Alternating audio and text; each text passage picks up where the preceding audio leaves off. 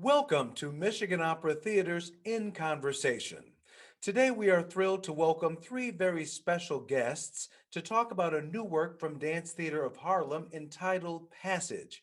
Choreographed by Claudia Schreier with a commissioned score by Jessie Montgomery, the work offers a moving reflection on the fortitude of the human spirit, created in recognition of the 400th anniversary of the arrival of enslaved Africans to Virginia in 1619. In March of 2020, Dance Theatre of Harlem was set to perform at the Detroit Opera House and premiere Passage. In preparation for that performance, MOT spoke with the creative team at the Charles Wright Museum of African American History in February of 2020. Though performances were canceled due to COVID-19, we look forward to the return of Dance Theatre of Harlem to Detroit and have reassembled the creative team to come back and talk with us again about the work on Passage. We welcome composer Jessie Montgomery, whose works have been described as turbulent, wildly colorful, and exploding with life. Her music interweaves classical music with elements of vernacular music, improvisation, language, and social justice, placing her squarely as one of the most relevant interpreters of 21st century American sound and experience. Her growing body of work includes solo, chamber, vocal, and orchestral works, including five slave songs commissioned for soprano Julia Bullock by the Metropolitan Museum of Art, records from a vanishing city for the Orpheus Chamber Orchestra, and Banner, written to mark the 200th anniversary of the Star Spangled Banner for the Sphinx Organization and the Joyce Foundation. We were also joined by choreographer Claudia Schreier, who was named choreographer in residence at Atlanta Ballet in 2020. She has choreographed over 30 works and has been commissioned by companies and organizations, including Miami City Ballet, Dance Theatre of Harlem, Vail Dance Festival, American Ballet Theatre Studio Company, Juilliard Opera, New York Choreographic Institute, and Joffrey Winning Works. She is the artistic director of Claudia Schreier and Company, which since 2015 has presented several full evening performances of choreography featuring dancers from New York City Ballet, American Ballet Theatre, Miami City Ballet, and Dance Theatre of Harlem, among other leading companies. Now, the panel is moderated by Dr. Jennifer Gómez, assistant professor at the Department of Psychology and Merrill Palmer Skillman Institute for Child and Family Development at Wayne State University. She is a former ballet dancer with the Dance Theatre of Harlem and works today to honor Arthur Mitchell's legacy through sharing the lessons he taught her about breaking through barriers in the arts and beyond. So we want to thank you so much for joining us, and we hope you enjoy this conversation.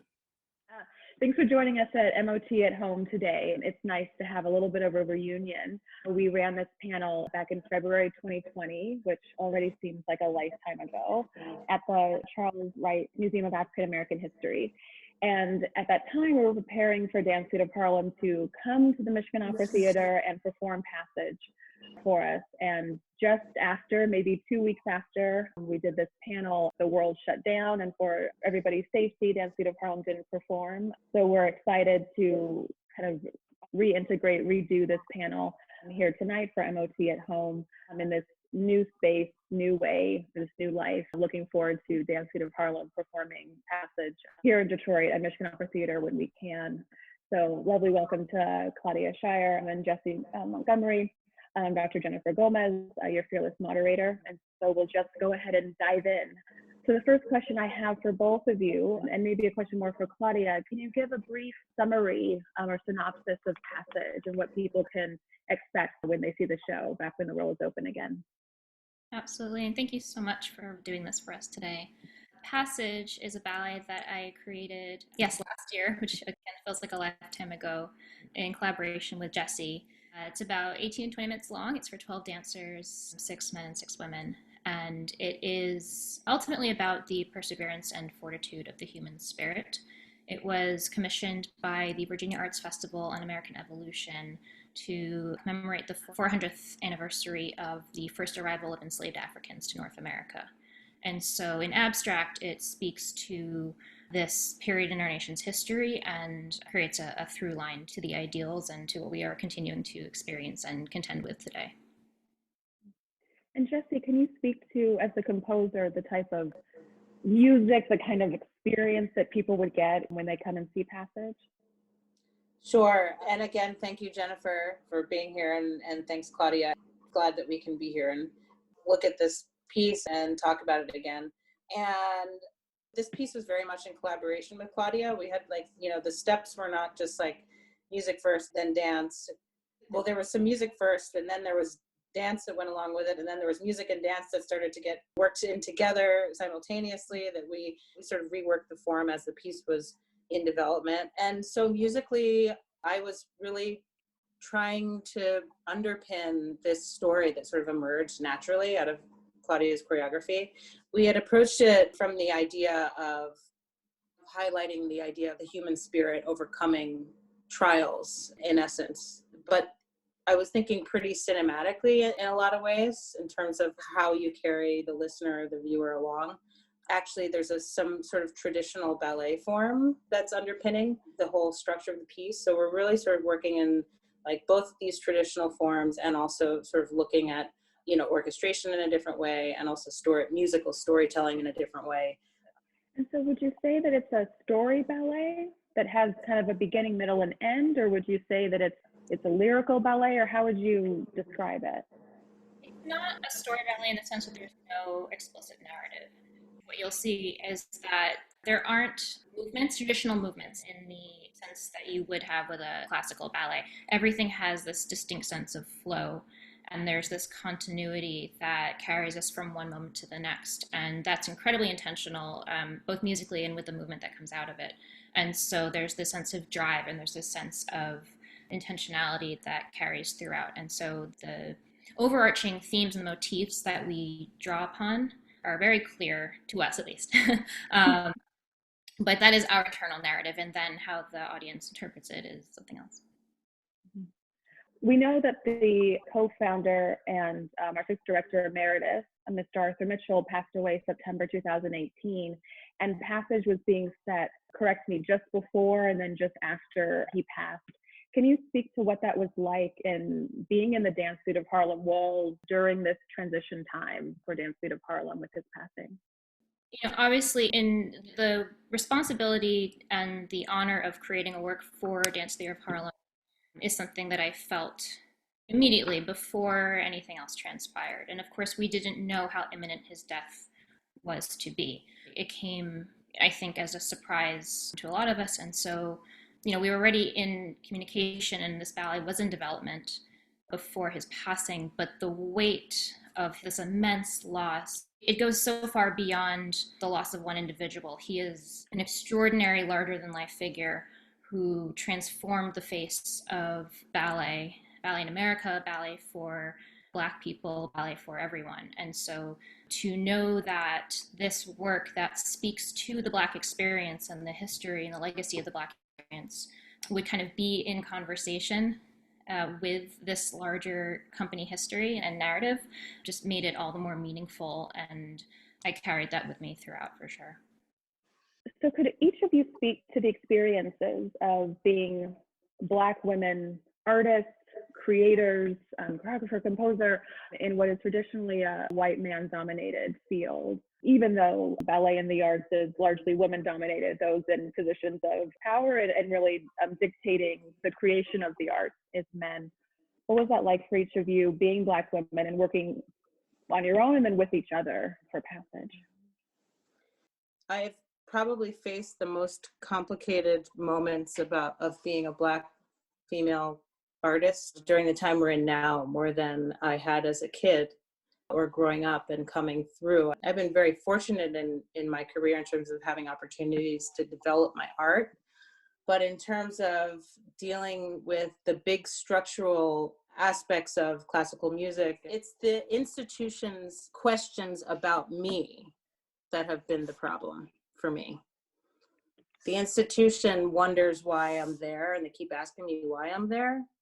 That's the issue. Why me? Why is classical music interesting to you? And the reason classical music is interesting to me, or that I've had access to it, is because I grew up in New York, in my case, is because I grew up in New York City and I had access to so much stuff by being in a major urban metropolis. I feel like that's a unique question for me. It is difficult to put into words only because as the larger conversation evolves around blackness and everything that that entails, it's such a personal journey that one is then called upon to speak to universally. And I am in such a different headspace in terms of my relationship to my identity than I was when we had this conversation back in February, where I was when we started the piece, when we were talking about this in like 2016, 2017. Mm-hmm. The personal, private evolution of myself and my character, and my relationship with Jessie, my relationship with my family, my relationship to DTH, my relationship with the world. I mean, it goes on and on and on. I can see my perspective on the ballet itself change and shift simply because of that. And much like Jessie, we both come from classical backgrounds, classical training, and we both have, I believe, this passion and this impetus to push the art form forward, but still lay claim to our background and to express appreciation for our background. And Virginia Johnson said something interesting about Mr. Mitchell, about the history of the company, and that ballet is a historically white art form, a historically European white art form, but it is not a white art form. It is for everyone. And Mr. Mitchell said ballet is for everyone. And so I think, as Jessie was saying, to have to continuously legitimize ourselves and to have to explain over and over and over that, yes, we are Black women. Yes, we are artists. And yes, we can identify with this classical tradition, and we can make it anything we want it to be, and we don't have to make excuses for that time and time again. Both of you described this outright, very deliberate denial of having the institutional questions of do you belong here, having those not be your own questions, that each of you know within yourselves, I do belong here, and dance and music belongs to me and belongs to us, and isn't this white thing. Is that something that you each have always had, or is it something that you had to relearn and retrain yourself over time? That's a great question. As a kid, never thought about it, right? And I have had to retrain and relearn how to get those questions out. Definitely. I really want to give my truest self to my music. It even created a kind of doubt where I was doubting that I even should be writing in a classical style or something, because I'm Black and therefore I have this other culture that I'm not really putting super at the front all the time. So what's the problem there? There's all kinds of Black enough. Probably, is this Black enough? Is my classical white music Black enough? I don't even know what that means. I've had to answer a lot of questions for myself. We're talking about decolonizing everything and decolonizing your soul and your spirit and everything. I have, I got stuff I got to rip out of there. I mean, there's stuff I got to rip out. But it's a process, and part of it is looking at these questions and deciding which ones of them actually really apply to me, or how to push them aside and find that youthful playfulness that is the thing that got me here in the first place. Thank you so much for that, Jessie. Claudia? I think if we were having this conversation back over the summer, I would have been in a angrier place, almost a more confused, more impassioned place. And as the protests have died down and the conversations are fewer and the Black squares have kind of dissipated, now is when the conversation really starts and really needs to start. And what do we do with it now? And how do we lay claim to an identity that's uniquely ours, but still give ourselves to our communities, give ourselves to those who need us most? How do we upend a system that has been dictating the way things are for literally hundreds of years? And where's my responsibility in that? How does that affect how I see myself? How does it affect how I create work? Like Jessie was saying, how Black is my work? How Black does my work need to be? There's this constant swirling in my head that can get exhausting, but it's also so necessary. So much like Jessie, I grew up in New York. I was incredibly privileged to have a number of opportunities that brought me to where I am now. And so there is this cognitive dissonance that takes hold when you are trying to balance, well, I'm incredibly proud to be here, but also why are there so few people who look like me doing what I'm doing, and how do we remedy that? And that's where a lot of the anger comes from. It's you know, when you have these conversations, it's not just about, well, why are there so few blacks in ballet? It's, well, like, why are there so many black people dying of COVID-19? It's all one long line. Everything is related. These are the conversations that we need to keep having. Yeah. How was it collaborating with each other? It's so rare nowadays that you actually have the composer in the room with you as you're creating a ballet, and then to be doing it with Passage, which is content. How was it in the studio, if I'm a fly on the wall, as this ballet is being created with the dancers? Some of the music was written ahead of time, and then Claudia started choreographing, and then we reworked some of the music around the dance and vice versa as we started working together. And there's actually some really beautiful captures of that process and the documentary that we took part in called Dancing on the Shoulders of Giants. In fact, it got an Emmy. And it's just this wonderful, wonderful Awesome. part of our process. What was interesting was how different Claudia and my counting were. We're like very different, sort of like, she's fitting a lot of movement and activity into like the smallest beat. And in order to do that, it's a different kind of language. And you can sort of see a little bit in some of the clips, like how much she fits into one gesture. You know, I hadn't spent a lot of time with choreographers in their space before. That was just like a really big eye opener, really wonderful. Yeah, it was so special to have Jessie in the studio. But what I love with Jessie's score is that the imagery is so rich, and there are things that I heard on the immediate first listen. I thought, wow, this isn't water. Like I can see mist and I see water and I see shadows passing in a really eerie way. And that doesn't always happen for me with music. Sometimes it takes listens. We get to this boisterous section and everything is bouncing, and I heard sailors, and there's this it's almost like this allegorical water component that comes in and out the entire time that I really latched onto, and I felt would help me to tell this non-story story that we're talking about. And that is where the idea of passage came from, and the idea of the middle passage and passage through time, and everything that the word connotes truly came from the music, and it came from these conversations that we had at the outset that we then drew out and built into this larger piece. And Claudia, did you notice a difference in how the dancers responded to creating in this fashion compared to when it's, you know, a CD that's playing and they know the music or not beforehand? Yeah, I would say it makes them more in the moment because they have to be, because things are still being worked out. They might hear counts a certain way, or they might hear the uptick in music or the swell or a change in tempo or dynamic, whatever it is. When you have the third component of having the composer with you communicating, or maybe they come to the studio one week and then by week two, we've taken out a bar here. And so they need to really literally be on their toes to anticipate that and adapt to it. So it makes for a more lively environment in that regard as well. It's so exciting. I'll always be jealous that she's ever tired just a little bit too early to have missed this process as a dancer. Dance Theatre of Harlem was set to perform Passage here in Detroit at Michigan Opera Theater back in March 2020, and that was canceled due to the pandemic.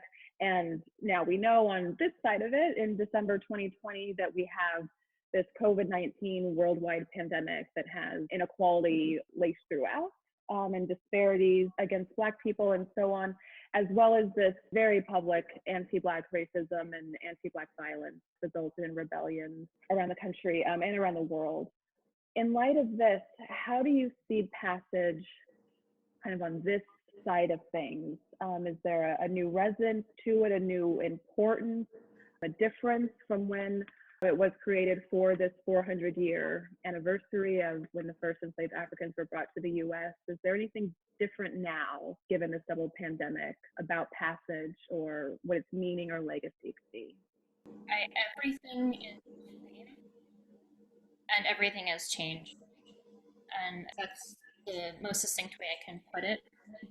The themes and the issues in which we are speaking in that ballet in response to the commemoration They were there for a reason. And I think it just brings renewed focus and commitment on our part to remedy and to address these immense inequities that have plagued our country for these last centuries.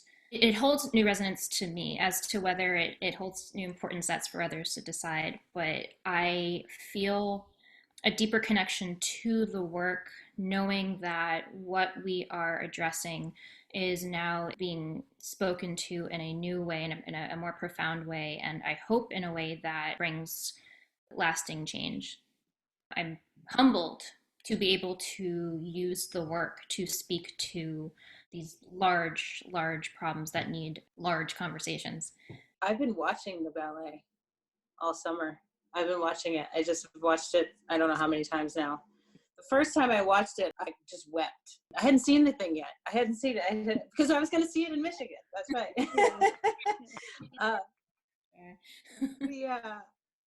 It was the last gesture. It's that very last gesture where Anthony gets lifted up into the air. And it's like this gesture that, to me, Claudia, I imagine is what you meant. I mean, this is the takeaway, is that there's all of this energy building and building, and we're still going.